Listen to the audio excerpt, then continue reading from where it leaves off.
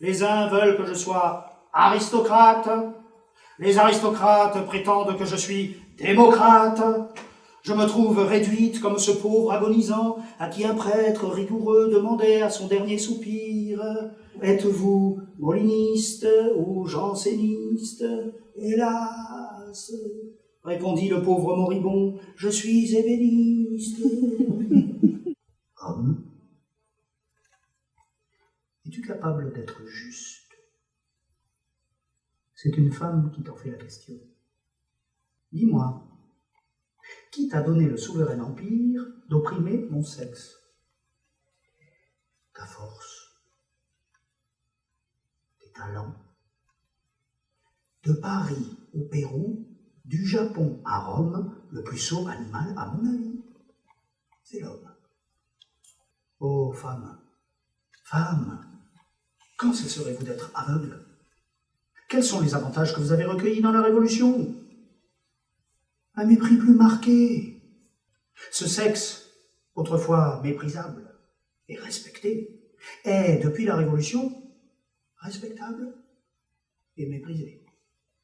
Le sang, disent les féroces agitateurs, fait les révolutions. Le sang, même des coupables, versé avec profusion et cruauté, souille éternellement les révolutions. Mais ce ne sont pas des Français qui ont commis de semblables atrocités, ce sont des tigres, ennemis des hommes. Dis-moi, Maximilien, pourquoi redoutais-tu si fort à la Convention les hommes de lettres? Pourquoi t'a-t-on vu tonner à l'Assemblée électorale contre les philosophes à qui nous devons la destruction des tyrans? Peuple de Paris pour qui j'ai pris principalement la plume. La République française te doit son affranchissement. Ces hommes pervers de qui je viens de briser le masque spécieux te préparent de nouveaux fers. Si tu fléchis, c'en est fait de ta liberté. Tu rentres sous le joug des despotes. Marat, Robespierre te conduiront de meurtre en meurtre. Oh, mes concitoyens, repoussons ce fléau. J'ai prononcé, choisissez. La boîte de Pandore est ouverte. On me crie dessus, on m'insulte.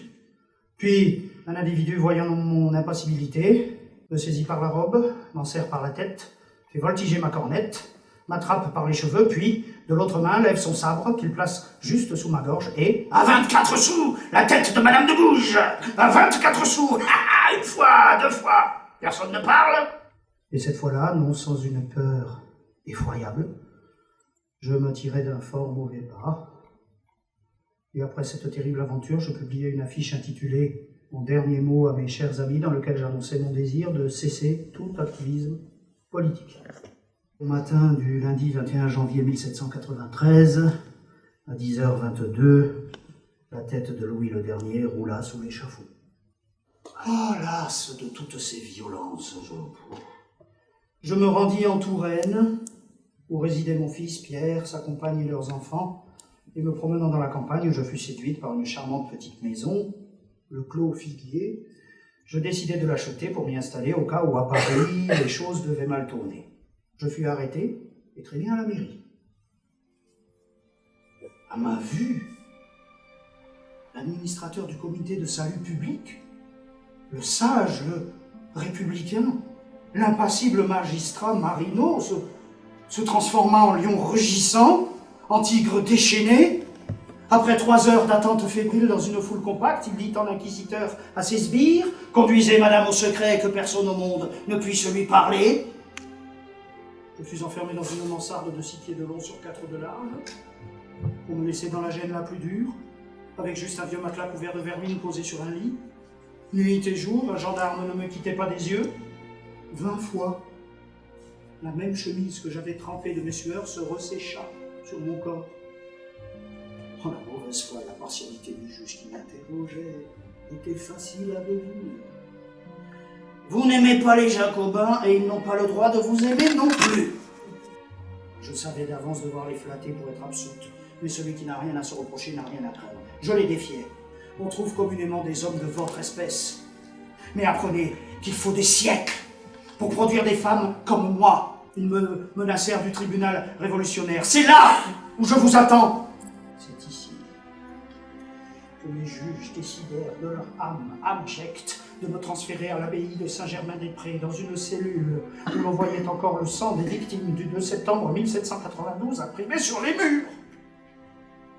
Mais quel spectacle douloureux! Enfin, je détournais mes yeux, mon âme était déchirée. 3 semaines durant lesquelles je périssais à chaque minute du jour, sans terminer ma déplorable vie.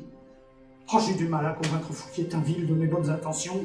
Et car selon lui, avec mon projet, je remettais en cause la légitimité du gouvernement républicain et prônais un gouvernement fédéral, idée girondine, voire monarchique, ce qui était encore pire. Frémissez, tyran moderne, ma voix se fera entendre du fond de mon sépulcre. Mon audace vous met au défi. Et vous, magistrats qui allez me juger, apprenez à me connaître. Ennemi de l'intrigue, loin des systèmes, des partis qui ont divisé la France, au milieu du choc des passions, je me suis frayé une route nouvelle. Je n'ai vu que d'après mes yeux. Je n'ai servi mon pays que d'après mon âme. J'ai bravé les sots, j'ai frondé les méchants, et j'ai sacrifié ma fortune entière à la Révolution.